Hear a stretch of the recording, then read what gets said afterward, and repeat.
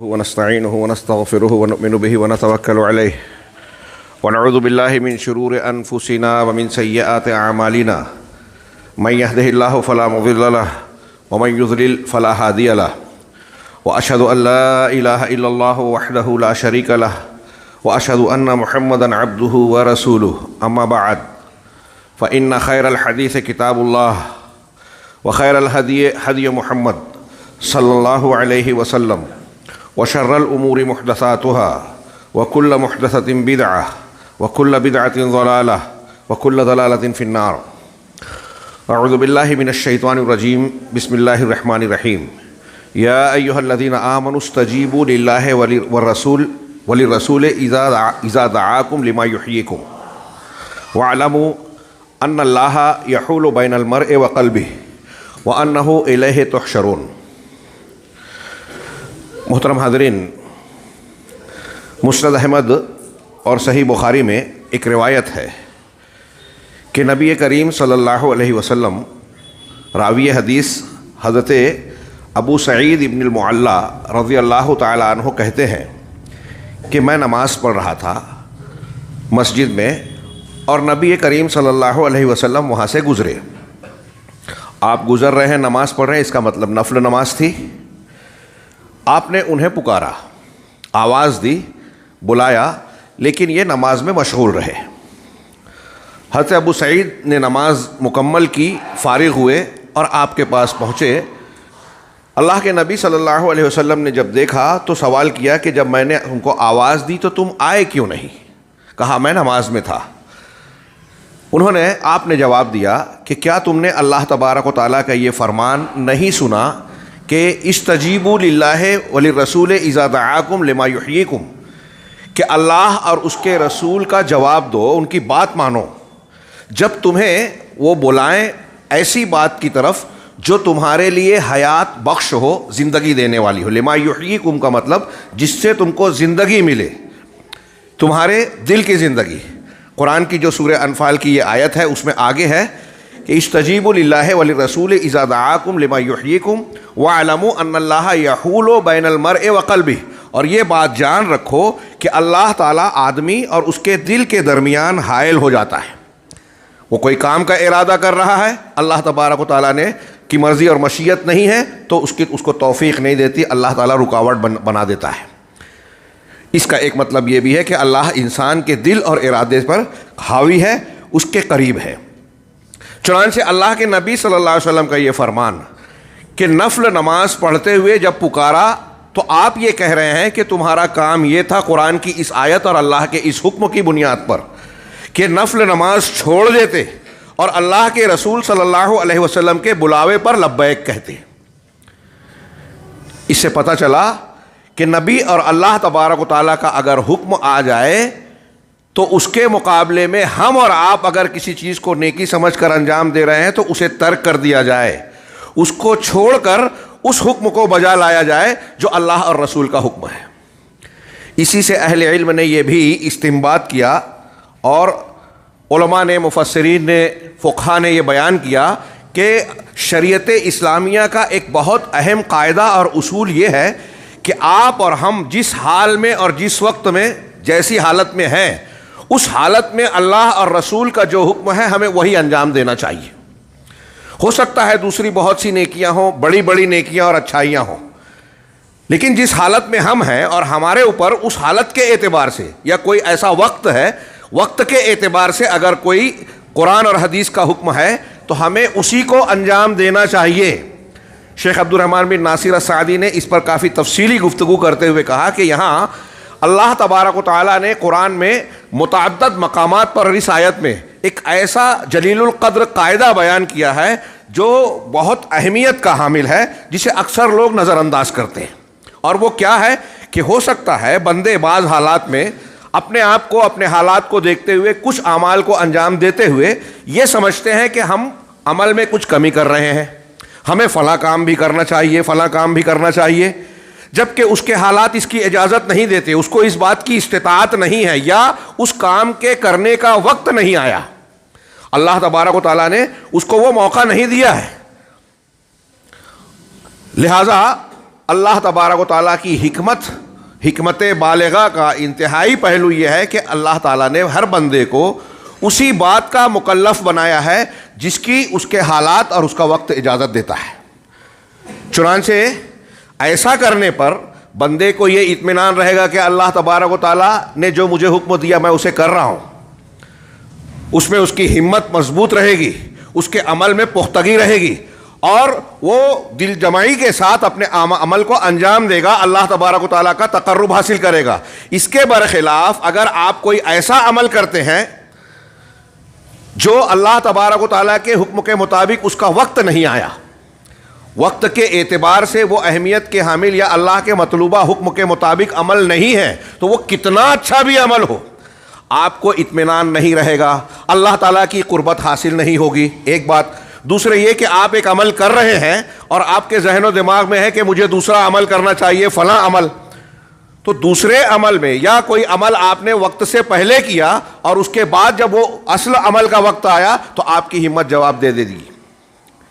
یہ جو میں بات بیان کر رہا ہوں ہو سکتا ہے بعض لوگوں کو عجیب سی لگ رہی ہے یا سمجھ میں نہیں آ رہی ہوگی، اگر ہم اس کو مثال کی شکل میں نقل کریں، غور کریں کہ اللہ اور رسول نے جس وقت جو حکم دیا ہے ہمارے ذہن و دماغ کے اعتبار سے کتنا بھی غلط نظر آئے یا کوئی دوسرا عمل اس سے بہتر نظر آئے، اس کے مقابلے میں وہ عمل اہمیت رکھتا ہے جس کی اللہ اور رسول نے ہم کو تعلیم دی یا حکم دیا۔ یہ جو حدیث ابھی میں نے پڑھی سنائی مسند احمد اور بخاری کی، ابو سعید ابن معلّہ رضی اللہ تعالیٰ عنہ کی، آپ غور کیجئے کہ وہ نماز میں تھے، نفل نماز پڑھ رہے تھے، اور اللہ کے رسول صلی اللہ علیہ وسلم نے انہیں آواز دی، پکارا، نہ آنے پر اللہ کے رسول صلی اللہ علیہ وسلم نے ان سے کہا کہ تمہارا یہ عمل غلط ہے، تم کو جب رسول نے آواز دی، پکارا، تو تمہیں اپنا یہ عمل یعنی نفل نماز کو چھوڑ کر اللہ کے رسول صلی اللہ علیہ وسلم کے حکم پر آنا چاہیے تھا، جواب دینا چاہیے تھا، ان کی بات ماننی چاہیے تھی۔ تھوڑی دیر کے لیے سوچئے کہ اللہ کے نبی صلی اللہ علیہ وسلم کے اس فرمان اور حدیث کی روشنی میں ایک عمل جو نیک ہے، ہاں، اس کے مقابلے میں رسول کا حکم آ گیا تو اس نیک عمل کو چھوڑ دینا چاہیے، یہ حکم مل رہا ہے۔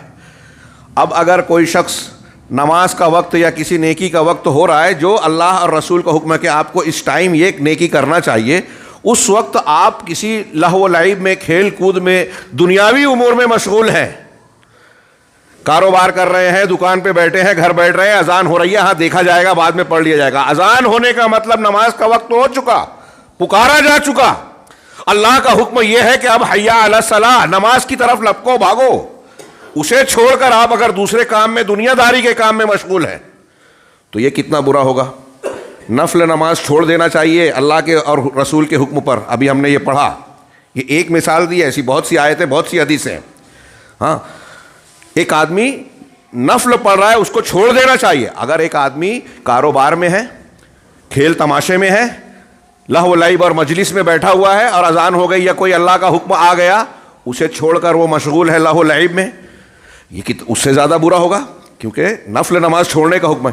اس کے بالمقابل اور یوں سوچئے کہ اگر کوئی شخص اللہ اور رسول کے حکم اور سنت کی تعلیم کے مقابلے میں سنت کو چھوڑ کر بدعت کو اختیار کرتا ہے، ایسے عمل کو کرتا ہے جو شریعت کا حصہ نہیں ہے اور شریعت کو اسے شریعت بنا دیا گیا۔ ہر جمعہ میں اللہ کے رسول فرمایا کرتے تھے صحابہ کرام کے سامنے، دین میں ہر نئی چیز بدعت ہے، کل محدثۃ بدعہ وکل بدعۃ ضلالہ، اور ہر بدعت گمراہی، ہر بدعت جہنم کی طرف لے جانے والی۔ سوچئے ایک آدمی سنت کو چھوڑ کر اللہ اور رسول کا حکم یہ ہے اس موقع پر، اور آپ اس کے برخلاف کوئی دوسرا عمل کر رہے ہیں جو اللہ اور رسول کے حکم کے خلاف ہے، یہ کتنا سنگین جرم ہوگا۔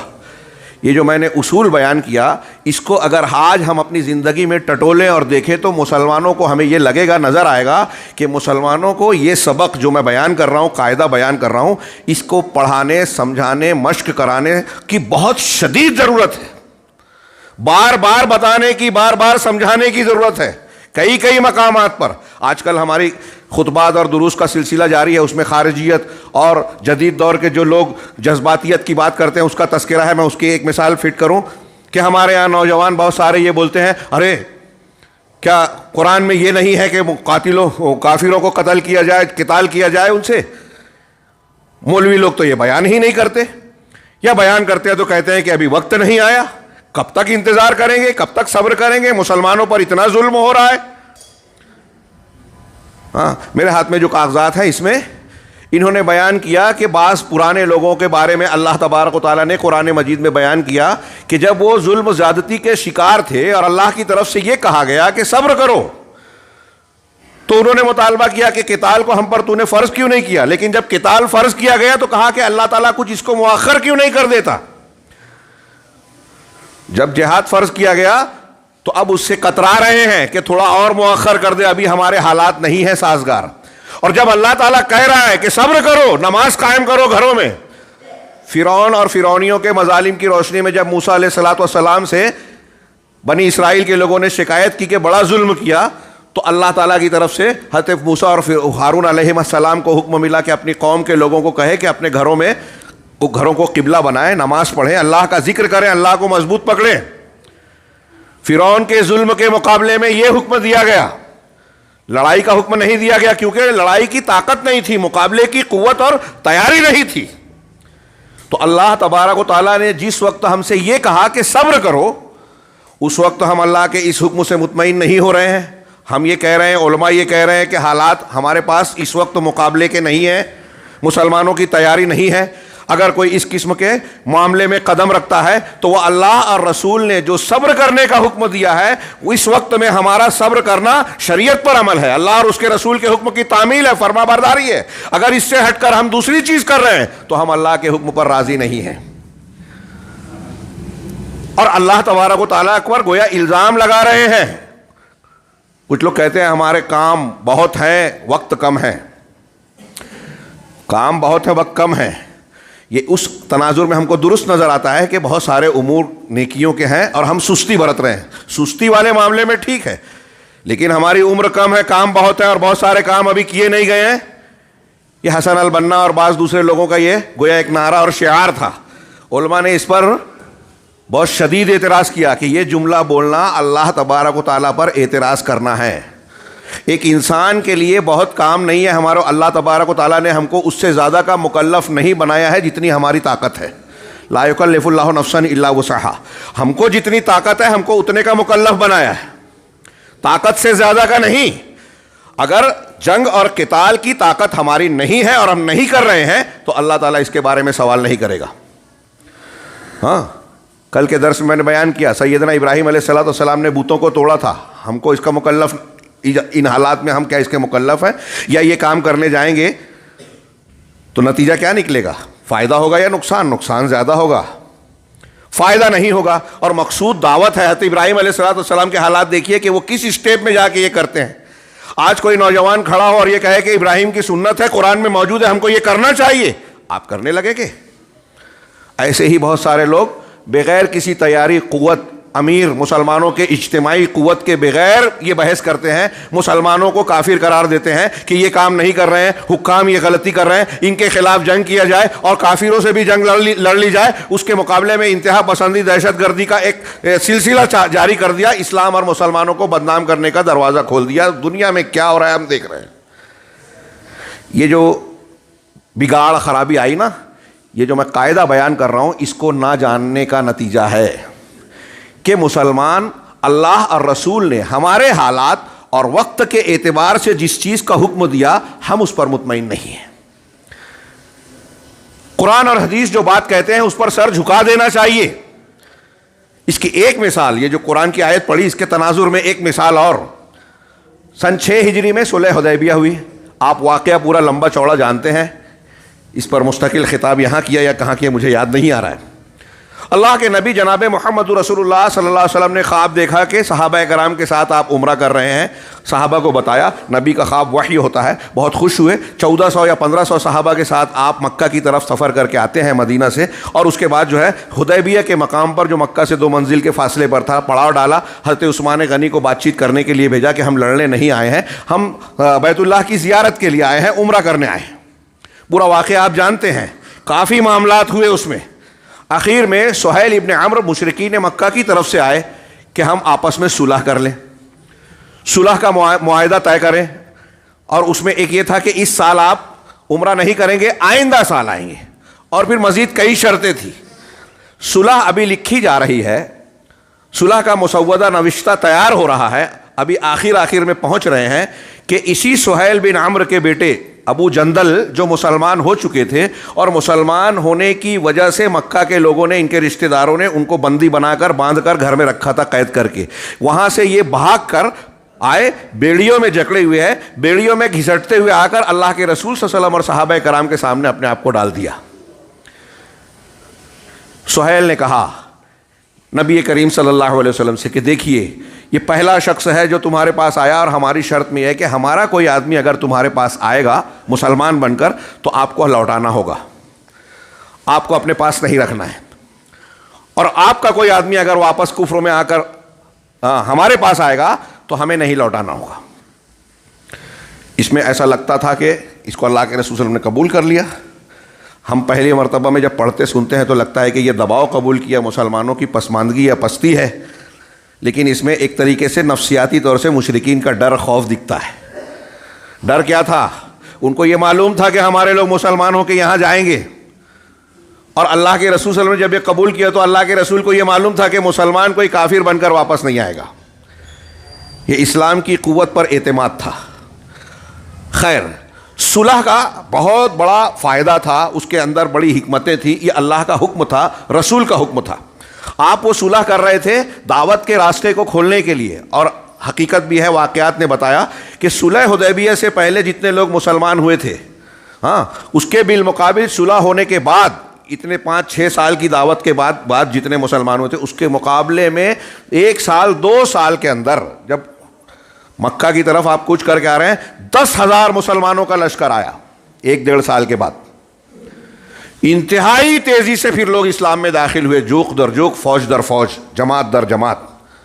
خیر، تو سہیل نے کہا، واقعہ یہ جو میں بیان کرنا چاہتا ہوں کہ یہ معاہدہ تیار ہو رہا ہے، اور آپ کو اس معاہدے کے مطابق یہ جو میرا بیٹا آپ کے پاس آیا ہے اس کو واپس لوٹانا ہوگا. اللہ کے نبی صلی اللہ علیہ وسلم نے کہا کہ ابھی ہم نے صلح پوری لکھی نہیں ہے، پورا مسودہ نوشتہ تیار نہیں ہوا ہے، ابھی تکمیل کو پہنچنا باقی ہے، لہٰذا اس ایک آدمی کو اس میں سے چھوڑ دیا جائے، ان کو ہم کچھ ہمارے پاس چھوڑ دو، باقی جو لکھو اب اس کے بعد سے ہم نہیں لیں گے. کہا نہیں، آپ کو اسے واپس لوٹانا ہوگا. نبی کریم صلی اللہ علیہ وسلم نے کہا کہ ہاں صلح ہو گئی، صلح میں یہ چیز درج ہے کہ آپ کو لوٹانا پڑے گا.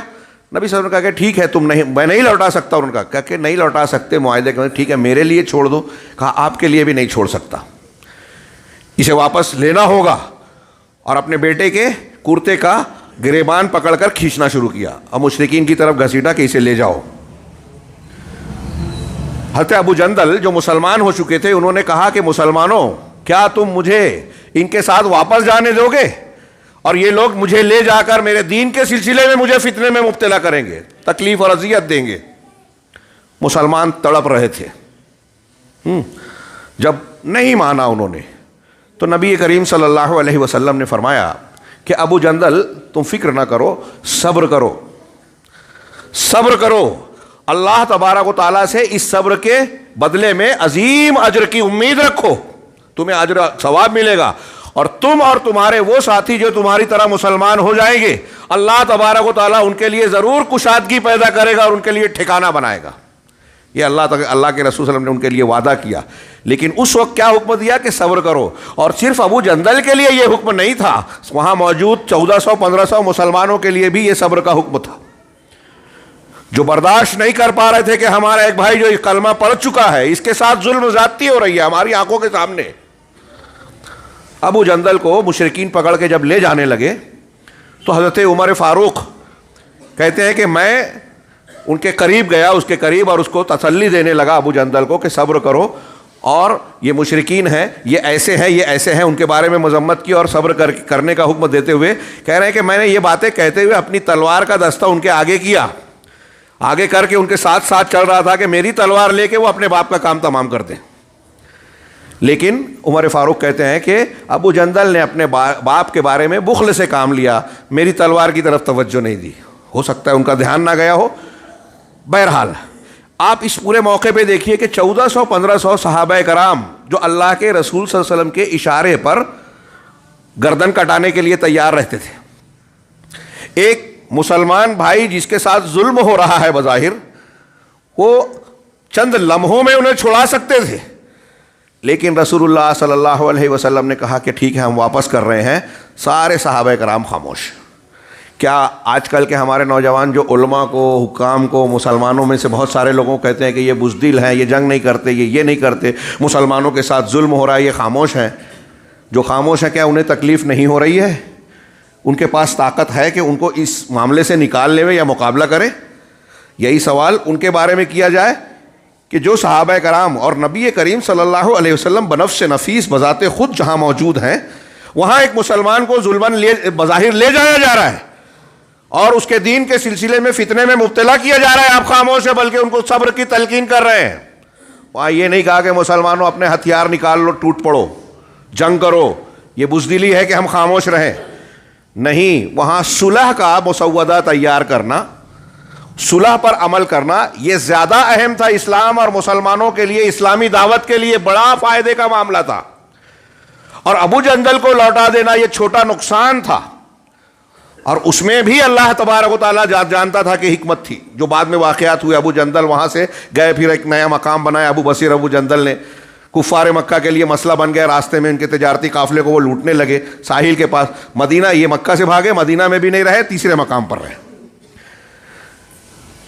لیکن یہاں میرا کہنا یہ ہے کہ غور کیجئے، صحابہ کرام نے یہ اعتراض نہیں کیا کہ رسول اللہ صلی اللہ علیہ وسلم یہ تو بزدلی ہے. کچھ لوگوں کو دل میں کھٹک ہوئی. حضرت عمر نے شروع میں اعتراض کیا. اللہ کے نبی صلی اللہ علیہ وسلم نے جب وہیں سے واپس لوٹنے کا ارادہ کیا اور جانوروں کو وہیں ذبح کیا، اپنا بال وہیں کاٹا، تو شروع میں صحابہ کرام نے بات نہیں مانی، غم اندوہ، اور اس بات کی امید تھی کہ شاید کوئی معاملہ، نیا حکم اللہ کی طرف سے آئے اور ہم کعبۃ اللہ کی زیارت کے لیے جا سکیں. اس بنیاد پر اللہ کی بات کو اور رسول کی بات کو رد نہیں کیا تھا. یہاں کہنا یہ ہے، میں دلیل یہ دینا چاہتا ہوں، سمجھانا یہ چاہتا ہوں کہ صحابہ کرام نے اس حالت میں اللہ اور رسول کے حکم کو مانا کہ یہ موقع صبر کرنے کا ہے، لڑائی کرنے کا نہیں. بظاہر وہاں طاقت تھی، طاقت سے چھڑا سکتے تھے ابو جندل رضی اللہ تعالیٰ عنہ کو، لیکن نہیں چھڑایا. کیوں؟ اس لیے کہ اللہ اور رسول کا حکم صبر کرنے کا تھا، اور ایک بڑے فائدے کے حصول کے لیے ایک چھوٹے نقصان کو جھیلا گیا. یہ قاعدہ میں نے ابھی کئی مقام پر بیان کیا، رات میں بھی بیان کیا کہ ہم دنیا کی زندگی میں مانتے ہیں، جانتے ہیں. ایک آدمی کی جان جا رہی ہے، دواخانے میں ڈاکٹر بولتا ہے کہ آپ کا ہاتھ نہیں کاٹا گیا تو پورا بدن سڑ جائے گا، مر جاؤ گے، تو ہاتھ کاٹنے کے لیے تیار ہو جاتا آدمی. عام حالات میں ہم آپ کو یہ ہے کہ جو اپنا کوئی عضو کٹوانے کے لیے تیار ہوں گے، لیکن جب مجبوری آ گئی کہ اگر نہیں کاٹا تو مر جائیں گے، تو جان بچانے کے لیے ہاتھ کاٹ دیا. آپریشن نہیں کیا تو بچی کا جو زچگی کے ٹائم پہ اگر کوئی مسئلہ ہو گیا، ڈاکٹر نے کہا کہ اگر فوراً آپریشن نہیں کیا گیا تو بچی اور زچہ مر جائیں گے، تو ہم تیار ہو جاتے ہیں کہ چلو آپریشن کیا جائے، کاٹ پیٹ کے بچے کو نکالا جائے، پیٹ کاٹ کے. عام حالات میں ہم اسے پسند نہیں کرتے کہ یہ نقصان ہے، لیکن اب جان بچانا ہے، بڑا فائدہ ہے، تو اس کے لیے تیار ہو جاتے ہیں. ایسے دنیا کے بہت ساری مثالیں آپ بھی دے سکتے ہیں. یہی حکم شریعت میں ہے، لیکن شریعت میں اجتماعی معاملات میں ہم اس قاعدے کو نظر انداز کر دیتے ہیں. ہم اپنی انا کے لیے، اپنی بات کو منوانے کے لیے ایسا رخ اختیار کرتے ہیں کہ مسلمانوں میں دو گروپ بن جائے، اختلاف ہو جائے، دو دھڑ بن جائے، جماعت سے الگ ہو کے الگ گروپ بنا لیا. اور ہمارے یہاں لوگ اس کو چھوٹی بات سمجھتے ہیں. یہ لوگوں کی جہالت اور دین سے لا علمی کا نتیجہ ہے، یہ کوئی چھوٹا نقصان نہیں ہے. حضرت عبداللہ ابن مسعود رضی اللہ تعالیٰ عنہ کا واقعہ میں نے ابھی کئی مرتبہ سنایا، آپ نے بھی سنا ہوگا، کہ منی میں 2 رکعت نماز پڑھنے کو سنت مانتے تھے. حضرت عثمان غنی کے دور میں ان سے بحث کی کہ 2 رکعت پڑھنا چاہیے. حضرت عثمان غنی نے کہا کہ میں یہاں اپنے آپ کو مقیم سمجھتا ہوں. حضرت ابن مسعود نے کہا کہ نہیں، سنت یہی ہے کہ یہاں 2 رکعت پڑھی جائے، مقیم ہو کے مسافر ہو، منی میں حج کے درمیان. یہ سب بحث ہو گئی. حضرت عثمان غنی نے نماز پڑھائی، امام تھے، امیر المومنین تھے، 4 رکعت پڑھائی، ظہر عصر کی 4 رکعت. حضرت عبداللہ ابن مسعود رضی اللہ عنہ کے پیچھے نماز پڑھی. نماز کے بعد لوگوں نے کہا کہ ارے آپ تو کہہ رہے تھے کہ 2 رکعت پڑھنا چاہیے اور یہاں 4 پڑھ لی ان کے پیچھے. تو حضرت ابن مسعود نے کیا جواب دیا؟ الاختلاف او یا الخلاف شر، اختلاف شر ہے، برا ہے. دیکھیے سنت 2 رکعت ہے، لیکن امیر المومنین کی اطاعت کرنا بھی فرض ہے. یہ سنت ہے، وہ فرض ہے.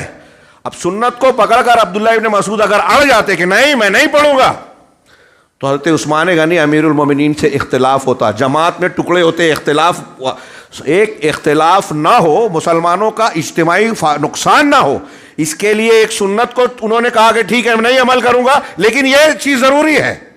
یہ آج کے ہمارے مسلمان قرآن حدیث کو ماننے کا دعویٰ کرنے والے بڑے بڑے لوگ قرآن حدیث کے عالم اہل حدیث سمجھنے کو تیار نہیں ہیں. وہی بات میں نے اس واقعے کے تناظر میں سمجھانے کی کوشش کی. حدیبیہ کے مقام پر آپ دیکھیے کہ صحابہ کرام رضوان اللہ علیہم اجمعین کو اس وقت صبر کرنے کا حکم دیا گیا اور اللہ رسول کا جو حکم ہے اس پر سر جھکا دیا. لہذا وہی عمل کرنا چاہیے وقت پر جس کا حکم دیا گیا ہے. وقت زیادہ ہو رہا ہے. میرے ہاتھ میں ایک عبارت ہے بڑی شاندار جس سے آپ کو مسئلہ بہت اچھی طریقے سے سمجھ میں آئے گا, اور اس میں ہم اور آپ اس میں ایک اطمینان کی بھی بات ہے, سہولت کی بھی بات ہے, اور شرعی اعتبار سے اہمیت کی بھی بات ہے کہ جس وقت جن حالات میں ہم پر قرآن و حدیث نے جس چیز کا حکم دیا اور لگایا ہے وہی کرنا چاہیے. علامہ ابن قیم رحمہ اللہ کی ایک عبارت نقل کی ہے یہاں, ایک عرب عالم کی کتاب کا حصہ ہے یہ. وہ کہتے ہیں کہ جس شخص کا اللہ تبارک و تعالیٰ کے لیے اور اللہ تبارک و تعالیٰ کے ذریعے زندگی کا وقت نہ گزرے, جس انسان کا ہم اور آپ کوئی بھی ہو, جس انسان کا وقت اور زندگی کے لمحات اللہ کے لیے نہ گزرے اور اللہ کے ذریعے یا اللہ کی مدد سے نہ گزرے, اس کے لیے مر جانا زندہ رہنے سے زیادہ اچھا ہے. ہمارا اس طرح زندگی گزارنا کہ ہماری زندگی اللہ کے لیے نہ ہو اور اللہ کے ذریعے نہ ہو تو بہتر ہے. اگر ہم ایسی زندگی جی رہے ہیں جانوروں سے بھی بری, تو پھر چاہیے کہ ہم مر جائیں. یہ کہہ رہے ہیں آگے علامہ ابن قیم کہتے ہیں کہ جب بندہ اگر نماز پڑھ رہا ہے اور نماز سے اس کو اتنا ہی فائدہ ملتا ہے جتنا وہ نماز کے معنی اور مطلب کو سمجھتا ہے, اس میں جو اذکار پڑھ رہا ہے, جو عمل کر رہا ہے, اس کو سمجھ بوجھ کر کرتا ہے تو اس کو جتنا سمجھ کر انجام دے گا اللہ تعالیٰ کی عبادت میں کر رہا ہوں اتنا اس کو فائدہ ہوگا. اور جو نہیں سمجھا تو دماغ کہیں اور ہے, خشوع خضوع نہیں ہے, اس کے معنی مطلب اور اللہ تبارک و تعالیٰ کے سامنے تعبدی مزاج نہیں ہے, عبادت کا مزاج نہیں ہے, تو اس کے لیے نماز فائدہ مند نہیں ہے. تو جو نمازی نماز پڑھتے ہوئے اس کو نہ سمجھے, اس کی نماز میں سے فائدہ اس کو نہیں ملے گا. ایسے ہی اگر کوئی شخص زندگی گزار رہا ہے تو اس کی پوری عمر اگر اللہ کے لیے اور اللہ کے واسطے اللہ کے ذریعے نہیں ہے تو اس کی زندگی بیکار ہے, اس زندگی سے اس کو کوئی فائدہ نہیں مل رہا ہے. انہوں نے شرح کرتے ہوئے اس قول کی کہا کہ یہ معنی, اس میں دو بات کہی علامہ ابن قیم نے, اللہ کے لیے اور اللہ کے ذریعے. تو اللہ کے لیے کا مطلب کیا ہے؟ اللہ کے لیے زندگی گزارنے کا مطلب یہ ہے کہ اللہ تبارک و تعالیٰ نے ہماری زندگی کے مختلف اوقات اور لمحات میں جب جو حکم دیا, جب جو عبادت بتائی ہے, اس وقت تو وہ عبادت کی جائے. رمضان میں روزے رکھنے کے لیے کہا. اب آپ بولے کہ میں رمضان میں ذرا سا میرے کو ٹینشن ہے, پریشانی ہے, رمضان میں روزے نہیں رکھتا, شوال میں ذی قعدہ میں رکھ لوں گا, کسی اور مہینے میں رکھ لوں گا, چلے گا؟ ہاں, حاجی حج کرنے جاتا ہے, وہاں کے اعمال اور مقامات متعین ہیں. 8ویں تاریخ کو یہ کرنا ہے, 9ویں کو یہ کرنا ہے, 10ویں کو یہ کرنا ہے.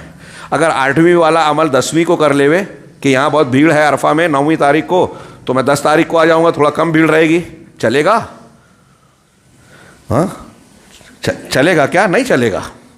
اللہ تعالیٰ نے جب جو حکم دیا, رسول اللہ صلی اللہ علیہ وسلم نے جب جس چیز کو سنت بتایا, طریقہ بتایا شریعت کا, اس وقت تو اس کام کو انجام دینا ہے.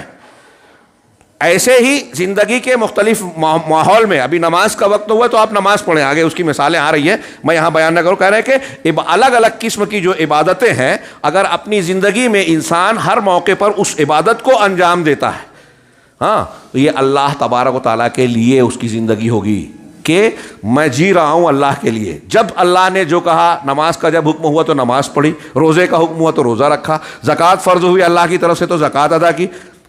جس وقت ذکر و اذکار کا حکم دیا اللہ اور رسول نے, اس وقت ذکر و اذکار کر رہے ہیں. جہاں والدین اور بندوں کے حقوق کی ادائیگی کا حکم دیا وہاں وہ کر رہے ہیں. اگر ایسی زندگی انسان گزارتا ہے تو اس میں شیطان کا حصہ نہیں ہوگا, اس میں شیطان کا حصہ نہیں ہوگا. ہاں, اگر ایسے کام کرتا ہے کہ اللہ تعالیٰ نے جو عبادت بتائی ہے اس کو نہ کر کے وہ کام کرتا ہے جس کا حکم نہیں دیا. ہاں, ابھی کچھ لوگ تذکرہ کر رہے تھے کہ مجھے خطاب کرنا ہے قبر سے متعلق, تدفین سے متعلق بہت سارے امور جو لوگوں نے اختیار کر لیے. قرآن حدیث کی جو تعلیمات ہیں, قبرستان میں مردوں کو دفن کیا جاتا ہے, اس میں تعلیمات میں کوئی کمی ہے؟ ہم یہ کہیں گے کہ اللہ اور رسول اللہ صلی اللہ علیہ وسلم نے کچھ کم کیا ہے, کم بتایا ہے؟ جو باتیں, جو چیزیں اللہ اور رسول نے بتائی, جو دعائیں بتائی, جو طریقہ بتایا, کس طریقے سے نہلانا ہے, کس طریقے سے کفن دینا ہے, کس طریقے سے دفن کرنا ہے, کیا دعا پڑھنی ہے, دفن کرنے کے بعد کیا عمل کرنا ہے, چھوڑ کے آنا ہے, پھر اس کے بعد میت کے کیا حقوق ہیں, قبر کو کس طرح بنانا ہے, رکھنا ہے, ساری چیزیں بیان کی ہیں. لیکن ہم مسلمانوں میں لوگ ماننے کو تیار ہی نہیں ہیں. علماء نے لکھا کہ 90% شرک اور بدعت خرافات جو ہیں وہ قبرستان سے شروع ہوتے ہیں. اور شاید اسی لیے اللہ کے رسول صلی اللہ علیہ وسلم نے جب صحابہ کرام نئے نئے مسلمان ہوئے تھے تو شروع کے دور میں کہا تھا کہ میں نے تم کو قبروں کی زیارت سے منع کیا تھا, منع کر دیا تھا شروع میں. بعد میں کہا کہ اب تم کو اجازت دیتا ہوں. اور کس لیے اجازت دیتا ہوں؟ تاکہ وہاں جاؤ تو موت اور آخرت یاد آئے. لیکن آج پھر سے دروازہ کھلا, روافظ نے پختہ قبریں بنائی, بزرگوں کے تعلق سے جو ہے صوفیہ نے اور دوسرے بہت سارے لوگوں نے بدعقیدگیاں پیدا کی. اب قبرستان میں میت کے تعلق سے محبت کا اظہار کرنے کے لیے کوئی پھول چڑھا رہا ہے, کوئی طواف کر رہا ہے, کسی نے جو ہے ایسی پابندی لگا لی کہ دفن کرنے کے بعد ہفتے بھر جائیں گے, یہ کریں گے, وہ کریں گے. کوئی جو ہے مرنے کے بعد فاتحہ کر رہا ہے, تیسرے دن, چوتھے دن اور 10ویں دن, 40ویں دن چہلو مر, نہ جانے کیا کیا بنایا جا رہا ہے, جو ہندو مذہب میں تو ملے گا, عیسائیوں کے یہاں تو ملے گا, قرآن حدیث میں نہیں ملے گا. اب ہم کر رہے ہیں اور اس کو سمجھ رہے ہیں کہ اچھا کام کر رہے ہیں. یہ اللہ کے لیے جینا نہیں ہوا. اللہ کے لیے جینا یہ ہوا کہ جیسے اللہ رسول نے بتایا ویسے ہی کام کیا جائے ہر موقع پر. یہ پہلا مسئلہ. اللہ کے ذریعے کیا ہے, کہہ رہے ہیں کہ جو وقت اللہ تبارک و تعالیٰ کے ہمارے سامنے ہمارا جو وقت آئے, اس وقت میں ہم یہ دیکھیں کہ اللہ تبارک و تعالیٰ نے ہم کو کون سے کام کا, کس عبادت کا حکم دیا ہے. جس وقت کے مناسب جو عبادت ہے وہی کریں. جس وقت میں جو عبادت اور جو اللہ اور رسول کا حکم ہم کو دیا گیا ہے اس کی مناسبت سے ہم شریعت حنیفہ سے, شریعت مطہرہ سے ہی اس کی تعلیم لیں کہ اس وقت میں یہ کہا گیا ہے. ابھی جیسے میں نے قبرستان کی باتیں بتائی, جن چیزوں کا حکم اللہ اور رسول نے نہیں دیا, آپ اور ہم وہ کرنے لگے, پھول چڑھا دیا, ہاں تیجا کر رہے ہیں, ہاں تیسرے دن, 10ویں دن, 40ویں دن, کھلی بدعت ہے. اور ان بدعات کے ساتھ ساتھ کئی مقامات پر شرک بھی جڑ جاتا ہے اگر اس میں کچھ شرکی عقیدہ آ گیا اور ہوتا ہے. نظر و نیاز, مردے کو نیکیاں اور ایصال ثواب کے لیے قرآن حدیث نے نہیں بتایا کہ کس چیز کون سی نیکیاں پہنچے گی. قرآن حدیث نے نہیں بتایا. ہم اور آپ میڈ ان انڈیا لوگوں نے جو ایجاد کیا ہندوؤں سے لیا اس کو کریں گے. قرآن اور حدیث میں اللہ اور رسول نے کم بتایا ہے. مر جاتا ہے آدمی, صاف اللہ کے رسول نے بتایا کہ اس کا عمل دنیا سے کٹ جاتا ہے سوائے 3 چیزوں کے. علم ينتفع به, صدقۃ جاریہ, علم ينتفع به, ولد صالح يدعو له. صدقہ جاریہ, مسجد مدرسہ وغیرہ بنایا, بورنگ کھدوائی, کوئی ایسی چیز جو لگائی, درخت لگایا, ہاں پیڑ پودے لگائے, اس کے مرنے کے بعد بھی اس سے اگر فائدہ اٹھایا جا رہا ہے تو اس کا ثواب ملتا رہے گا. علم سکھایا, مرنے کے بعد بھی سیکھنے والا عمل کر رہا ہے, فائدہ ملتا رہے گا. کتاب لکھی, لوگ پڑھ کر فائدہ اٹھا رہے ہیں, ثواب ملتا رہے گا. ولد صالح, نیک اولاد, اولاد نہیں نیک اولاد, بے نمازی نہیں, جو خود ہی نماز نہیں پڑھتا وہ نیک کہاں ہے. ابا سے بہت محبت ہے, امی سے بہت محبت ہے, ان کے لیے یہ کرنا چاہیے وہ کرنا چاہیے. ابے نماز تو پڑھو بھائی. سب سے بڑا کام ہے کہ فرائض انجام دو. ان کو فائدہ پہنچانا چاہتے ہو, اب ان کے عمل کا سلسلہ کٹ گیا, آپ کے ذریعے جاری ہے. آپ کو اگر سچی محبت ہے تو سچے نیک بنو اور نیکی کے ساتھ دعا کرو. یہ انسان کا مرنے کے بعد اپنا عمل ہے جو اس کو فائدہ پہنچاتا ہے, اور دوسرے کا عمل میں کون کون سی چیز فائدہ پہنچاتی ہے. کچھ لوگوں نے 4 چیز کہی اور کچھ استثناء کے ساتھ 5ویں 6ٹھی چیز. 4 چیز کیا ہے, وقت نہیں ہے کہ میں ان ہر ایک کی دلیل دوں. ہم لوگ تعزیت کے مجلسوں میں اور دوسرے مقامات پر بیان کرتے ہیں اس کو تفصیل سے. ہاں, حج بدل کیا جا سکتا ہے, اس کا ثبوت موجود ہے حدیثوں میں. صدقہ و خیرات کیا جا سکتا ہے, اس کا ثبوت قرآن حدیث میں موجود ہے. ہاں, اللہ کے رسول صلی اللہ علیہ وسلم نے کئی لوگوں کو اس طرح کہا کہ صدقہ دیا جا سکتا ہے. اور تیسری چیز جو ہے, روزہ اگر چھوٹا ہے عذر شرعی کی بنیاد پر تو بخاری کی حدیث ہے, مماتا وعلیہ صیام صام عنہ ولیہ, جو مر جائے اور اس پر روزہ باقی ہے تو اس کی جانب سے اس کا قریبی رشتہ دار روزہ رکھے گا. یہاں عذر ہے نا, ایک آدمی رمضان میں نہیں رکھ سکتا, بیمار ہے, اب نہیں رکھا, چھوٹا, اب یا کوئی عورت ہے ناپاکی کی وجہ سے چھوٹا ہے, اگلے سال کے رمضان سے پہلے اس کو روزہ رکھنا ہے. اس نے سوچا کہ 2 مہینے بعد رکھوں گا یا رکھوں گی اور اس سے پہلے موت ہو گئی تو اس کی کوئی غلطی نہیں ہے, اس لیے اللہ تعالیٰ نے یہ چھوٹ دی. نماز میں یہ چھوٹ نہیں دی کیونکہ نماز میں ایسا عذر نہیں آتا. آپ بیمار بھی ہیں تو نماز پڑھنا ہے, کھڑے ہو کے نہیں پڑھ سکتے تو بیٹھ کر ورنہ لیٹ کر.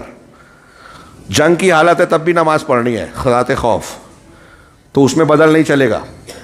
اور جب یہاں کیا معلوم ہوا؟ چوتھی چیز، آخری چیز ہے دعا. زندہ لوگ مردوں کے لیے دعا کریں. اس کی بہت سی دلیل، قبرستان کے جانے کی جو دعائیں ہیں اس میں مردے کے لیے دعا بھی ہے. میں نے ایک مجلس میں یہ بیان کیا، ایک صاحب نے کہا کہ آپ کہہ رہے ہیں کہ یہ چیزیں جو ہے عبادتیں جو ہے مردے کو فائدہ پہنچائے گی، تو قرآن خوانی کر کے اس کو بخشنا، قرآن کی تلاوت کر کے آج ہمارے بہت کامن ہے. قرآن خوانی ہے، قرآن پڑھ کے بخش دینا میت کو. میں نے کہا یہ بدعت ہے. اس کو میں بیان کیا تھا کہ یہ اس کا ثبوت نہیں ہے. تو صاحب نے سوال کیا کہ جب روزہ رکھ سکتے ہیں، حج کر سکتے ہیں اس کی جانب سے، تو تلاوت کیوں نہیں کر سکتے؟ تو میں نے ان سے سوال کیا کہ میں جواب دوں اس سے پہلے میں آپ سے سوال کرتا ہوں کہ نماز پڑھ سکتے کیا؟ اگر بے نمازی تھا تو اس کی نماز پڑھ سکتے؟ تو اس نے جھٹ سے کہا نہیں. میں نے کہا یہ آپ نے کیسے کہہ دیا؟ وہ جیسے حج عبادت ہے، فرض ہے، اس سے بڑا فرض تو نماز ہے، تو آپ نے یہ فتویٰ کیسے دے دیا کہ نہیں پہنچے گا؟ کہا نہیں، اس کا کوئی ثبوت نہیں ہے نا. کہا یہی تو میں یہاں کہہ رہا ہوں. عبادات میں یہ قاعدہ ہے کہ جو چیز قرآن و حدیث سے ثابت ہے وہی کیا جائے گا، ویسے ہی کیا جائے گا، اس کے وقت اور تعداد کے مطابق. اگر جمعہ کی نماز 2 رکعت بتائی ہے تو 3 نہیں پڑھیں گے، مغرب کی 3 ہے تو 2 یا 4 نہیں پڑھیں گے. 1 رکعت میں 2 سجدہ بتایا ہے تو 3 نہیں کریں گے کہ اللہ کو بہت پسند ہے. جتنا بتایا ہے، جیسے بتایا ہے. یہ ہے اللہ تبارک و تعالیٰ کے ذریعے زندگی گزارنا، کہ شریعت کے مطابق جیسے جو کام کرنے کا حکم دیا ہے ویسے ہی کیا جائے. اس میں رد و بدل، چینجنگ، تبدیلی، کمی بیشی نہ کی جائے. پہلے والا اللہ کے لیے ہم جیتے ہیں، تو جو قرآن ہم نے نماز میں کہا ایاک نعبد، یہ اس کا معنی ہوگا کہ ہم تیری ہی عبادت کرتے ہیں. تو زندگی میں جب جب جو عبادت تو نے بتائی ہم کر رہے ہیں، اور تیرے ذریعے سے، تیری طاقت اور مدد سے جو ہے ہم زندگی گزار رہے ہیں. وَإِيَّاكَ نَسْتَعِينُ، تجھ سے مدد حاصل کرتے ہوئے. یہ علامہ ابن قیم بیان کرتے ہیں. اور آگے کہتے ہیں علامہ ابن، یہ تشریح کی، علامہ ابن قیم کہتے ہیں کہ سب سے افضل عبادت کا کیا ہے. آپ دیکھیں گے کہ حدیثوں میں رسول اللہ صلی اللہ علیہ وسلم سے الگ الگ حدیثوں میں لوگوں نے سوال کیا کہ سب سے اچھا عمل، سب سے فضیلت والا عمل کیا ہے، تو جواب آپ کے الگ الگ ہیں. علماء اس کی تشریح کرتے ہیں کہ جب جس کے جیسے حالات تھے ویسے آپ نے جواب دیا. وہی بات یہاں بیان کی جا رہی ہے کہ حالات کی تبدیلی سے افضل عمل تبدیل ہوتا رہے گا. کسی حالت میں کوئی ایک نیکی، اگر آپ کے سامنے ایک بھوکا آدمی بھوک سے مر رہا ہے تو اس وقت سب سے بڑی نیکی یہ ہے کہ آپ اسے کھانا کھلاؤ. یہ میں ایک مثال دے رہا ہوں، آگے انہوں نے کئی مثالیں دی ہیں. علامہ ابن قیم کہتے ہیں کہ عبادت میں سب سے افضل عبادت وہ ہے، وہ عبادت جو ہر وقت میں اللہ تبارک و تعالی کو پسند ہے اور اس وقت کے تقاضے کے مطابق ہے، اس وقت کے تقاضے کے مطابق ہے، اور اس وقت میں اللہ کی طرف سے عائد کیا ہوا فریضہ ہے. وہ عبادت افضل عبادت ہے. چنانچہ مثال کے طور پہ اگر دشمن سامنے آ گیا، مسلمانوں کی جان پر بنائی، مسلمانوں کی طاقت اور امیر ہے، تو اس وقت دشمن کا دفاع کرنا، مقابلہ کرنا، یہ افضل عبادت ہوگا. اس پر انہوں نے قرآن کی آیت سورہ مزمل کی آخری آیت دلیل کے طور پر پیش کی. میں اسے چھوڑ کر آگے بڑھ رہا ہوں. اسی طریقے سے اگر آپ کے پاس جو ہے مہمان آ گئے آپ کے گھر میں، تو اس وقت جو ہے مہمان کا حق ادا کرنا، اس کا اکرام کرنا، اس کے حقوق کی ادائیگی جو اللہ کے نبی صلی اللہ علیہ وسلم نے فرمایا ہے اس کو انجام دینا سب سے اہم عبادت ہوگی. کہ اللہ کے رسول کا فرمانا ہے اِنَّ لِزَوْرِكَ عَلَيْكَ حَقًّا، یہ مسلم شریف کی روایت ہے کہ تمہارے مہمان اور زیارت کرنے والے کا تم پر حق ہے. لہٰذا آپ کے پاس مہمان آ گیا، اس وقت مہمان کی ضیافت کرنا آپ کے لیے افضل عمل ہے. اس کے بعد انہوں نے بیان کیا کہ اگر آپ اذان کی آواز سننے لگے، جب اذان کی آواز آ رہی ہے تو اس وقت آپ جو ذکر و اذکار کر رہے ہیں، مثال کے طور پہ جمعہ کے دن درود شریف خوب پڑھنا چاہیے یا کوئی اور عمل کرنا چاہیے. اب عصر کے ٹائم آپ درود پڑھ رہے ہیں یا کوئی اور ذکر و اذکار کر رہے ہیں، لیکن مؤذن کی آواز آ گئی، تو اب دوسری اذکار کو چھوڑ کر مؤذن کی اذان کے کلمات کا جواب دے جو اللہ کے رسول کا حکم ہے صحیح مسلم میں، کہ نبی صلی اللہ علیہ وسلم نے کہا کہ اذا سمعتم المؤذن فقولوا مثل ما یقول، جب تم مؤذن کی آواز سنو تو ویسے ہی جواب دو، وہی بات کہو جیسا کہ مؤذن کہہ رہا ہے. وہ اللہ اکبر کہہ رہا ہے تو آپ بھی کہو. اب یہ اللہ کے رسول غور کیجئے، کتنی اہم بات ہے. بظاہر بہت سادی سی بات ہے، لیکن یہ مثالیں دے رہے ہیں کہ جس وقت اللہ کے رسول نے جس کام کا حکم دیا ہے اس وقت وہی کام کرو، دوسرا نہیں. وہ کتنا بھی اچھا ہو دوسرا کام. آج اگر صبر کا حکم ہے تو ہم جہاد کی بات کریں، غلط ہے. اذان ہو رہی ہے ہم دوسرا ذکر کریں، غلط ہے. ذکر نیکی ہے، جہاد نیکی ہے، لیکن اگر اس کا وقت نہیں ہے، اس کا تقاضا نہیں ہے، اس کی طاقت نہیں ہے تو ہم اس کے مکلف نہیں ہیں. لیکن بہت سارے لوگ ماننے کو تیار ہی نہیں ہیں. آگے کہا اسی طریقے سے اگر نماز کے اوقات آ جائیں, فرض نماز کے اوقات, تو اس وقت سب سے اہم کام یہ ہے کہ اذان ہو رہی ہے, نماز کا وقت ہو گیا, تو آپ دوسرے کاموں کو, سارے کاموں کو چھوڑ کر مسجد کی طرف لپکیں. کوئی شرعی عذر ہے تو وہ الگ ہے, مستثنا ہے, وہ احکامات اپنی جگہ آپ جانتے ہیں. اذان, اب نماز ہو گئی, آپ اس وقت جائیں کہ میں جا رہا ہوں کچھ بیوہ یتیموں اور مسکینوں کے لیے راشن سے جو ہے اناج خریدنے, فلاں بیوہ کے گھر میں جو ہے مجھ کو پہنچانا ہے, نہیں چلے گا. بہت بڑی نیکی ہے, کوئی شک نہیں. بیوہ کے لیے دوڑ دھوپ کرنا, یتیم کے لیے دوڑ دھوپ کرنا ایسے ہے جیسے مسلسل نماز پڑھنے والا, مسلسل روزہ رکھنے والا. حضرت ابو ہریرہ کہتے ہیں کہ مجھے یاد پڑتا ہے کہ مسلسل اللہ کے راستے میں جان کی بازی لگانے والا, بہت بڑی نیکی ہے نوافل کے بارے میں. لیکن اگر فرض نماز کا وقت ہو گیا تو ناجائز ہے کہ آپ اس کو چھوڑ کر کوئی دوسری مشغولیت میں رہیں. یہی انہوں نے کہا کہ اگر فرض نماز کا وقت ہو گیا تو اس وقت فرض یہ ہے اللہ کے لیے زندگی گزارنا, اور اللہ کے ذریعے زندگی گزارنے کا تقاضا یہ ہے کہ آپ سب چھوڑ چھاڑ کے ایسے ہی مسجد کی طرف لگ کے جہاں جماعت سے نماز ہوتی ہے, اور اس میں اچھے سے اچھے اور بہتر سے بہتر طریقے پر نماز کو ادا کرنے کی کوشش کریں. یہ حکم ہے قرآن کا, رجال لا تلہیہم تجارت ولا بیع عن ذکر اللہ واقام الصلاۃ وایتاء الزکاۃ, کہ یہ ایسے مومنین مردوں کی بات تعریف کرتے ہوئے اللہ نے کہا کہ یہ ایسے مرد ہیں جنہیں لین دین, تجارت یا بے سودا سلف جو ہے وہ اللہ کے ذکر سے اور نماز کو قائم کرنے سے, زکوٰۃ ادا کرنے سے غافل نہیں کرتا. مسلمان وہ ہوتا ہے کہ اگر تجارت ہے, اس کا کاروبار ہے, لین دین ہے, دکان ہے, کوئی بھی مصروفیت ہے, کاروبار زیادہ ہوتا ہے آدمی کے لیے اہم, یہ چیزیں نماز سے, اللہ کا ذکر سے, اللہ کے ذکر سے زکوٰۃ دینے سے روکتی نہیں ہے اس کو. اب اگر کسی کو روک رہی ہے اس کا مطلب اس کے اندر یہ صفت نہیں ہے. اسی طریقے سے صبح کے وقت میں, فجر کا وقت اور سحر کا وقت جو ہے, اس وقت کا سب سے افضل عمل ہے قرآن کی تلاوت کرنا, دعا کرنا, استغفار کرنا, نماز پڑھنا. فجر کی نماز اور اس کی سنت, اور اس سے پہلے اگر ہیں آپ تو تہجد پڑھنا. سحر کے وقت, سحر سے پہلے کہہ رہے ہیں, یہ صبح طلوع ہونے سے پہلے کی بات, سحر کے وقت نماز تلاوت یہ اہم ہے. آج ہمارے یہاں دیکھیے اللہ کے رسول کا قرآن حدیث کا یہ حکم ہے. آج ہمارے یہاں پتہ نہیں آپ کے یہاں ہے کہ نہیں, میں دیکھتا ہوں جتنے بھی بریلوی مسجدیں ہیں فجر کی نماز کے بعد تیز لاؤڈ اسپیکر سے نعت خوانی کرتے ہیں اور اشعار پڑھتے ہیں, قرآن کی تلاوت, دعائیں وغیرہ چھوڑ کے. ان کے نزدیک یہ نیک عمل ہو گیا, قرآن حدیث کے خلاف, اللہ کے رسول کی محبت کا دعویٰ. اگر آپ اور ہم کوئی ٹوکے بولے تو اس پر جھگڑا, لڑائی, فتنہ فساد, ہنگامہ. دوسروں کو خود بھی نہیں کریں گے, سنت پر عمل خود بھی نہیں کریں گے, اور دوسرے اگر کوئی قرآن کی تلاوت کر رہے تو اس شور میں وہ کر بھی نہیں پائے گا. ذکر و اذکار میں اس کے کوئی بولنے والا نہیں. سنت پر عمل کرے تو بہت سے لوگ ٹوکیں گے, بدعت پر عمل کرتے ہیں تو خاموش ہے مصلحت کے طور پر, جبکہ اس سے روکنا چاہیے. یہ بہادری ہے, حکمت سے روکیں. فساد اور ہنگامہ ہو رہا ہے تو ٹھیک ہے, خاموش رہیے, کیونکہ اگر کوئی نیک برائی سے روکا جائے اور اس سے برائی سے لوگ نہ رکیں اور اس سے بڑا ہنگامہ ہو تو ایسی برائی سے روکنا حرام ہے.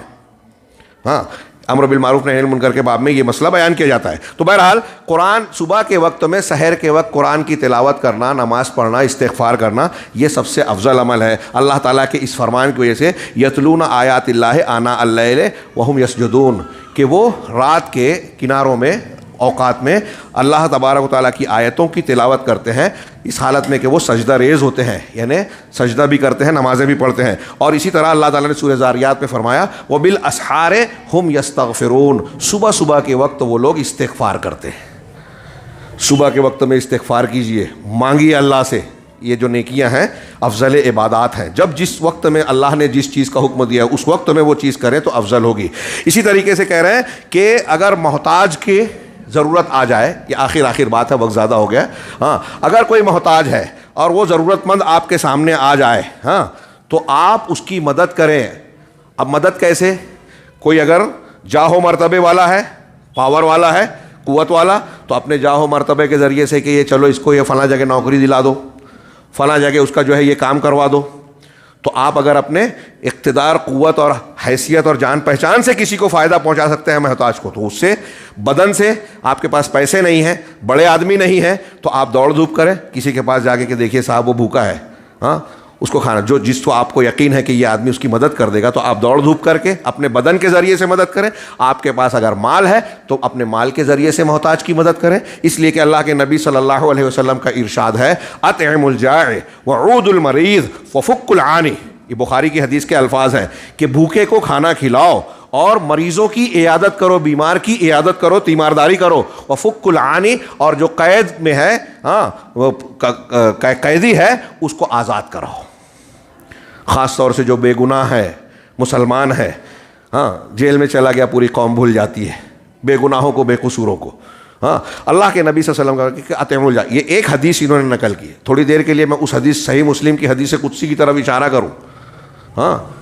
صحیح مسلم کی وہ حدیث ہے, وہاں امیر غریب کو چھوڑیے, اللہ کے رسول صلی اللہ علیہ وسلم کی وہ حدیث آپ نے بارہا سنی ہے, بلکہ یاد ہوگی کہ قیامت کے دن اللہ ایک بندے سے کہے گا کہ میں بھوکا تھا, تو نے کھانا نہیں کھلایا. وہ کہے گا تو تو رب العالمین ہے, سارے جہانوں کو کھلاتا ہے, رزاق ہے, تو کیسے بھوکا رہ سکتا ہے؟ اللہ تعالیٰ کہے گا کہ تیرے پڑوس میں فلاں آدمی جو ہے وہ بھوکا تھا, تیرے گھر کھانا تھا, تو کھا کے سو گیا, وہ بھوکا رہا, اگر تو اسے کھانا کھلاتا تو مجھے کھانا کھلاتا. میں بھوکا تھا, تو نے کھانا نہیں کھلایا. میں بیمار تھا, تو نے عیادت نہیں کی. میں پیاسا تھا, تو نے پانی نہیں پلایا. حاجت مند تھا, تو نے حاجت نہیں پوری کی. ہر سوال کے جواب میں یہی ملے گا. سوچئے تھوڑی دیر کے لیے, آپ مسجد میں بہت چندہ دیتے ہیں, بہت چندہ دیتے ہیں, فلاں جگہ دکھاوے کی جگہ پر لوگ بڑے بڑے ڈونیشن دیتے ہیں, لیکن آپ کا پڑوسی یا رشتہ دار بھوکا سوتا ہے, آپ کو معلوم ہے, اللہ کے یہاں چھوڑے نہیں جاؤ گے. یہ افضل عبادت اس وقت یہ ہوگی. دین لوگ جانتے ہی نہیں ہیں. ہمارے یہاں بہت سارے ہمارے شہر میں بھی ملتے ہیں, پیسے والے ہیں, یہ پیسہ مسجد میں دے دینا. ٹھیک ہے, مسجد میں دینا اچھی بات ہے, لیکن آپ کا سگا بھائی جو ہے بے چھت ہے, اس پیسے سے اس کو چھت دیا جا سکتا ہے. وہ سمجھتے ہیں کہ مسجد میں دینا زیادہ بڑی نیکی ہے, یہ چھوٹی نیکی ہے, یہ مسلسل ملے گی, یہ ختم ہو جائے گی. غلط ہے. جب جس وقت جو عبادت سامنے آ رہا ہے معاملہ, اس وقت تو اس کو ادا کرنا زیادہ اہم ہے. یہ لوگ نہیں سمجھتے. صحابہ کرام میں اللہ کے رسول صلی اللہ علیہ وسلم کی وہ حدیث ہم نے کتنی بار سنی ہے کہ میرے صحابہ کو برا بھلا نہ کہو. میں ایک حدیث پر غور کرا رہا ہوں, میرے صحابہ کو برا بھلا نہ کہو.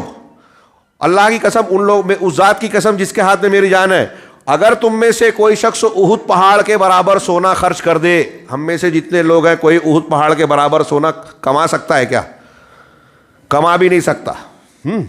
لیکن اللہ کے رسول نے مثال دی, سمجھایا کہ اگر احد پہاڑ کے برابر سونا خرچ کر دے اللہ کے راستے میں, تو جو سابقون الاولون صحابہ ہیں انہوں نے 1 مد اور آدھا مد, اپنے یہاں کی زبان میں کہہ لے کلو, آدھا کلو, آدھا کلو, پاؤ کلو, کوئی اگر خرچ کرے کیا ہو ان لوگ اس صحابہ میں سے, تو ان کا مد اور آدھا مد کے برابر ہمارا احد پہاڑ کا سونا نہیں پہنچ پائے گا. کیوں یہ فضیلت ملی صحابہ کرام کو؟ صحابہ کرام نے جس وقت رسول اللہ صلی اللہ علیہ وسلم کی دعوت پر لبیک کہتے ہوئے ایمان لایا, جو قربانیاں دی, جو نیکیاں کی, اس وقت کی نیکیاں بہت اہمیت رکھتی ہے. تو جس وقت جس نیکی کی ضرورت ہے اس وقت اگر آپ خرچ کرتے ہو, کچھ وہ نیکی کرتے ہو, تب اس کی اہمیت زیادہ ہوتی ہے. سنا آپ نے غور سے, یہ اچھی طرح سنیے کہ جس وقت جس نیکی کی اہمیت ہے, اللہ اور رسول کا حکم ہے, اس وقت آپ نے وہ نیکی کی. جیسے میں نے ابھی مثالیں دی, بھوکا اگر آپ کے سامنے آ رہا ہے, اس کو کھانا کھلا دینا, وہاں آپ 10 روپیہ 50 روپیہ خرچ کرتے ہو, یہ دوسرے بہت سارے 1000 روپیے سے زیادہ بھاری ہوگا جب بھوکے کو کھانا کھلا رہے ہیں آپ. اور جہاں ضرورت نہیں ہے وہاں آپ 1000 روپیہ خرچ کر رہے ہیں, وہ 1000 روپیے کے مقابلے میں یہ بھوکے کی بھوک مٹانے والا 50 روپیہ بھاری رہے گا انشاءاللہ, کیونکہ یہ موقع کی عبادت ہے. یہ میں نے مثال دی اس سے. یہ کہہ رہے ہیں اللہ کے رسول اللہ کے فرمان. اسی طریقے سے اگر کوئی شخص اپنے کسی بھائی, مسلمان بھائی سے مل رہا ہے, تو اس وقت جو ہے سب سے افضل نیکی یہ ہے کہ سلام کیا جائے. اگرچہ کہ اس سلام کے کرنے سے آپ کا ذکر کا سلسلہ منقطع ہو جائے, آپ سبحان اللہ, الحمدللہ, اللہ اکبر کوئی بھی ذکر کرتے ہوئے گزر رہے ہیں, آپ راستے سے گزر رہے ہیں, یا قرآن کی کوئی آیت اور سورت پڑھ رہے ہیں, تلاوت کر رہے ہیں. اب آج کل مسلمان یہ کم کرتے ہیں, فلمی گیت غزلیں زیادہ گاتے ہیں. صحابہ کا یہی معمول تھا, اور آج بھی بہت سارے مسلمان الحمدللہ یہ عمل کرتے ہیں. اب اگر کوئی ذکر و اذکار کر رہا ہے, قرآن کی تلاوت کر رہا ہے, اور سامنے سے کوئی مسلمان بھائی آ گیا, تو اس کو سلام کیا جائے, کیونکہ مسلمان سے ملاقات ہو تو سلام کرنا چاہیے. اب ہمارے یہاں یہ ذکر و اذکار تو چھوڑیے, پہلے سے کسی سے نفرت ہے, ناراضگی ہے, تو اس کو دیکھ کر منہ گھما لیں گے, نیکی کا چانس ختم, راستہ بدل دیں گے. یہ دین نہیں جانتے. یہ افضل عبادت اس وقت بھائی جب مل رہا ہے تو سلام کیا جائے. ہاں، اور اسی طریقے سے اگر کوئی بندہ آپ کا کوئی بھائی مسلمان بیمار ہے تو اس وقت اس کی عیادت کرنا افضل عمل ہے. کسی کی میت ہو جائے تو جنازے میں شریک ہونا افضل عمل ہے. یہ ساری چیزیں ایک حدیث میں سمیٹی ہوئی ہے. اللہ کے نبی صلی اللہ علیہ وسلم کا فرمان ہے حق المسلم علی المسلم خمس، مسلمان کا مسلمان پر 5 حق ہے، بعد میں 6 ہے. اس یہاں جو حدیث نقل کی بخاری مسلم کی 5 حق ہے. کیا ہے؟ رد السلام، سلام کا جواب دینا. اگر کسی نے آپ کو سلام کیا ہے تو جواب دینا فرض ہے. ہاں، وعیادت المریض، مریض کی عیادت کرنا. واتباع الجنائز، جنازے کے پیچھے جانا. واجابت الدعوہ، اور دعوت کو قبول کرنا. اگر اس نے کھانے پینے کے لیے دعوت دی ہے تو اس کو قبول کرنا، یہ مسلمان کا مسلمان پر حق ہے. وہ تشمیت العاطس، اور اگر کوئی چھینکنے کے بعد سبحان اللہ کہہ رہا ہے تو آپ اس کے جواب میں الحمدللہ کہہ رہا ہے تو آپ اس کے جواب میں یہدیکم اللہ کہیں. یہ جواب دینا ضروری ہے. اسی طریقے سے اگر کسی مسلمان کو، یا آخری بات، اگر کسی مسلمان کو کیا ہے، اگر کوئی ایسی حالات پیش آتے ہیں کہ اذیت اور تکلیف ہو رہی ہے، پریشانی آ رہی ہے نیکی کے کرنے میں، دین پر عمل کرنے میں، انصاف کا ساتھ دینے میں، یہ قدم قدم پر ہوتا ہے. آپ کے گھر میں بیوی اور والدہ کا جھگڑا ہو رہا ہے، پریشان رہتے ہیں. بھائی بھائی کا جھگڑا ہوتا ہے، مسئلے میں رہتے ہیں. ہاں، کہیں کوئی 2 لوگوں کا جھگڑا ہو گیا، جماعت کا جھگڑا ہو گیا، تو سچائی کیا ہے، اچھائی کیا ہے، یہ جاننا دیر نہیں لگتی. لیکن یہ ہمارا امتحان ہے کہ ہم جو سچ بات ہے، اچھی بات ہے، انصاف کی بات ہے، اس کا ساتھ دیں میں. اب انصاف کا ساتھ دینے میں ایسا لگتا ہے کہ فلاں آدمی ناراض ہو جائے گا، وہ طاقتور ہے، وہ تکلیف دے گا، وہ راستے روکے گا، بہت ساری پریشانیاں کھڑی کرے گا، ایسا ہو سکتا ہے. تو ایسے حالات میں جب آپ دین پر عمل کر رہے ہیں، دعوت کا کام کر رہے ہیں، یا یہ بھی ہوتا ہے کہ آپ قرآن و سنت کی بات بیان کر رہے ہیں تو بدعتیوں کو برا لگتا ہے، مخالفت کرتے ہیں، ارے یہ تو ایسے ہیں، یہ 24 نمبر وہابی فلاں اور فلاں. تو اگر آپ نیکی کا کام کر رہے ہیں، دین پر قائم ہیں، اللہ کے لیے زندگی گزار رہے ہیں، ایسے میں اگر لوگ آپ کو اذیت دے رہے ہیں، یا دنیاوی امور میں بھی کسی معاملے میں لوگ آپ کو اذیت دے رہے ہیں، تو ایسی حالت میں آپ پر فرض ہے کہ آپ صبر کریں اور لوگوں کے درمیان رہیں. ہاں، اس لیے کہ سماج اور معاشرے میں رہنا اور نہ بھاگنا، بھاگ کے بغیر وہاں بیچ میں رہ کر ہر حقدار کا حق ادا کرنا، بیوی بچوں کا، پڑوسیوں کا، جماعت کا، مسجد کا، یہ ساری چیزوں کا حق ادا کرنا، یہ زیادہ فضیلت کی بات ہے. اللہ کے نبی صلی اللہ علیہ وسلم کے اس قول کی وجہ سے جو حسن درجے کی ابن ماجہ کی ہے کہ المؤمن الذی یخالط الناس ویصبر علی اذاہم خیر من الذی لا یخالط الناس ولا یصبر علی اذاہم، کہ وہ مومن بندہ جو کہ لوگوں کے بیچ گھل مل کر رہتا ہے اور ان کی اذیتوں اور تکلیف رسانیوں پر، جو تکلیف دیتے ہیں لوگ، اس پر صبر کرتا ہے، یہ اس مومن سے زیادہ بھلا اور اونچے درجے کا ہے، بہتر اور خیر ہے جو لوگوں کے بیچ اور لوگوں کے ساتھ نہیں رہتا اور ان کی تکلیفوں پر صبر نہیں کرتا. ہاں، یہ خود اپنے آپ کو اذیت دینے والی بات ہے. اسی طریقے سے کبھی ایسی صورتحال پیش آ جائے کہ آپ لوگوں کے بیچ رہتے ہیں، اگر لوگوں کے بیچ رہنے سے آپ کا دین بگڑ رہا ہے، آپ توحید اور سنت کے تقاضوں سے انحراف کرنے پر مجبور ہو رہے ہیں، لوگوں کے بیچ رہنے میں آپ کا دین فتنے میں پڑ رہا ہے، تو ایسی صورت میں افضل یہ ہے جو بہت آج کے حالات نہیں ہوں گے، ہاں، کہ آپ لوگوں کے بیچ سے ہٹ کر ایسے مقام پر ہجرت کر جائے جہاں آپ کا دین محفوظ رہے. یہ چند مثالیں اور چند باتیں. اس پورے تناظر میں اگر آپ یہ قاعدہ سمجھیں کہ ہماری زندگی اللہ کے لیے اور اللہ کے ذریعے گزرنا چاہیے، یہ پسندیدہ اور کامیاب زندگی ہے، لیکن ہم اس قاعدے سے اپنی زندگی میں بہت دور ہیں، بہت دور ہے میرے بھائیوں. اور اس للہ اور باللہ والی یہ بات جو ہے اگر ہم سمجھ جائیں تو نہ صرف یہ کہ برائیوں سے بچ کر نیکیوں کی طرف آئیں گے، شریعت پر عمل کرنے کی طرف لپکیں گے، بلکہ آج کل ہمارے یہاں دین کے نام پر جو بہت سارے انحرافات، غلط فکر، غلط مسلک چل رہے ہیں کہ کسی نے جو ہے حکومت قائم کرنے والے دین کو جو ہے اس کو دین کی اہمیت بتا دی. ہاں، قرآن حدیث پر شرک اور بدعت کا رد کرنے والوں کو قرآن حدیث پر عمل کرنے والے کہتے ہیں کہ یہ انتشار پھیلا رہے ہیں یہ شریعت میں، جبکہ ان لوگوں نے دین کے توحید کے معنی کو سمیٹ دیا اور یہ کہا کہ توحید یہ ہے کہ بس حاکمیت اور قانون میں اللہ کا قانون چلے، باقی ہر جگہ دوسروں کے قوانین مان رہے ہیں.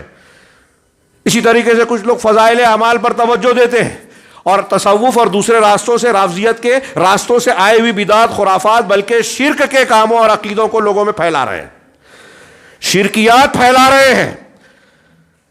یہ دین سے دوری، دین سے بیزاری، لا علمی اور جہالت کے نتائج ہیں، جس سے پورا مسلمان انفرادی طور سے بھی ایک مسلمان جو ہے نقصان اٹھا رہا ہے، اجتماعی طور سے بھی مسلمانوں کی حالت انتہائی خراب ہے۔ یہ شرک اور بدعت جو ہے مسلمانوں میں انتشار پیدا کر رہی ہیں، کمزور کر رہی ہیں، اللہ کی رحمت سے دور کر رہی ہیں۔